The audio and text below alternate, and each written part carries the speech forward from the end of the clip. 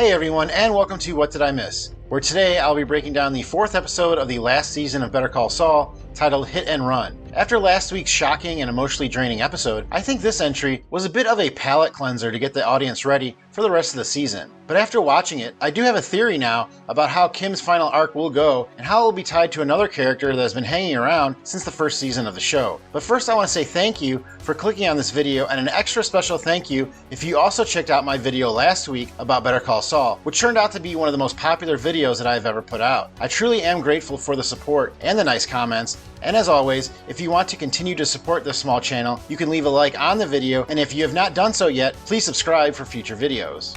This episode of Better Call Saul marks a big first for one of the actors on the series who stepped behind the camera for the first time, as Hit and Run was directed by none other than Kim Wexler herself, Ray Seahorn. Miss Seahorn took to social media to thank the cast and crew for the opportunity, and one of the things that I love about this series is how close-knit the cast and crew seem to be. If you are a Breaking Bad nerd like me, and not only watch the show but also the outtakes, you know that this is a carryover from the crew that worked on that series, as it always seems like they are not only serious about their work, but also that they enjoy each other's company. Just recently, Bob Odenkirk received a star on the Hollywood Walk of Fame, and I believe that all of his co-stars from Better Call Saul were there, including Miss Seahorn, Jonathan Banks, Giancarlo Esposito, and Patrick Fabian. Incidentally, Mr. Odenkirk's star on the Walk of Fame is right next to Bryan Cranston's, the star of Breaking Bad. The episode begins with a couple on a jog through their neighborhood as they stop to gawk at a neighbor's house, which has been painted red. As I've mentioned before in my videos about Better Call Saul, this series, like Breaking Bad, often uses colors to convey an emotion or even to induce foreshadowing into the narrative.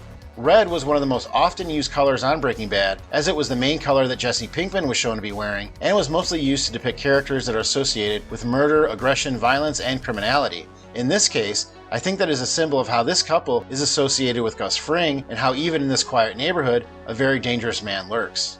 We find out later that this couple lives in a house that is connected to the house that Gus lives in a very elaborate way of protecting and concealing him. This is not the first time, though, that we have seen the outside and inside of Gus's house, as the interior was shown twice on Breaking Bad when both Walter and Jesse were invited for dinner on separate occasions. In the 4th season episode 38 Snub, Walter tries to enter Gus's house at night, but is stopped by a call from Mike before he even gets there. We see in this episode how much of a fortress that Gus lives in, and you can see that one of the cameras in the security station is pointed at from where Walter comes from in that episode, so it's obvious that Walter never had a chance of getting Gus at his house.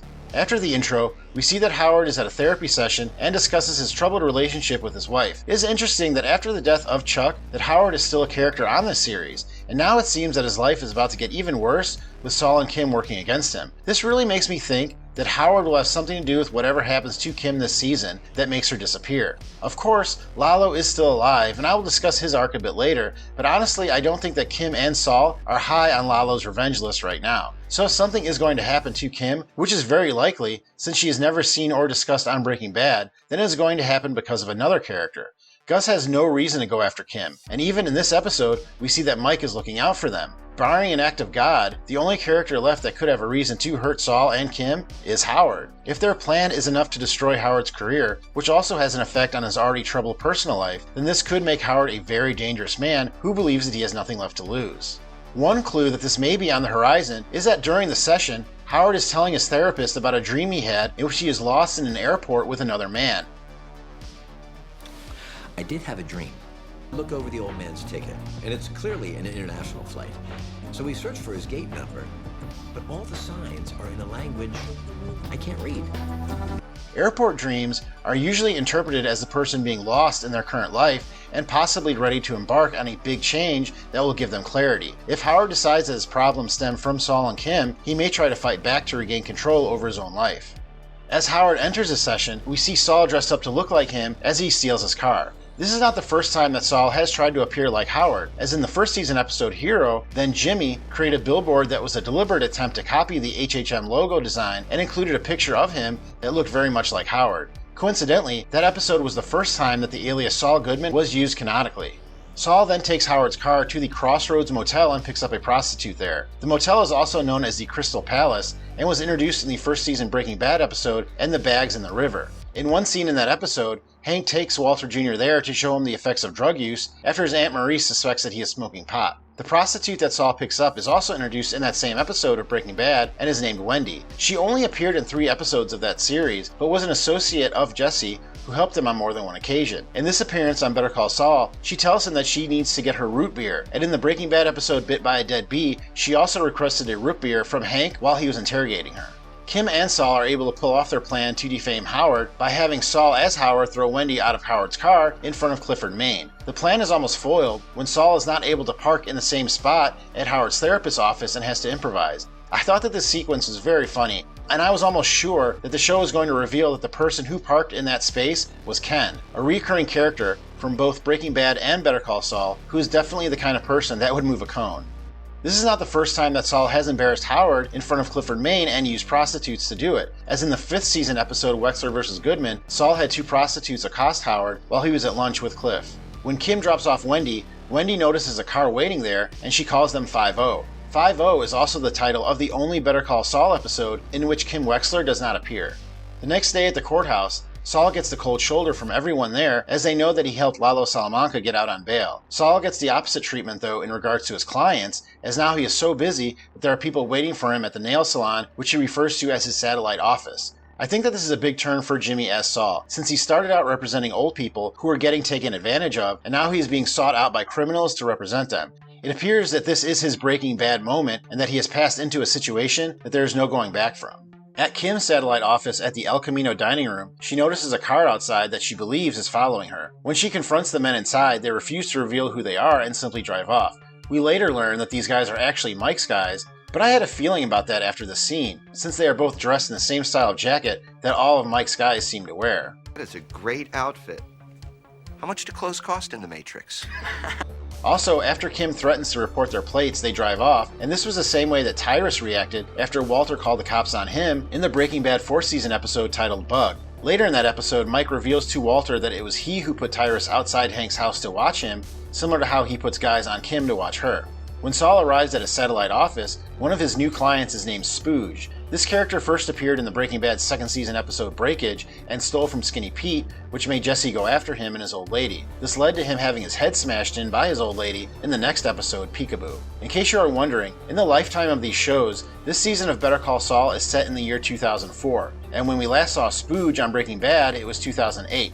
Apparently, the next 4 years will not be very kind to Mr. Spooge. It's just Spooge.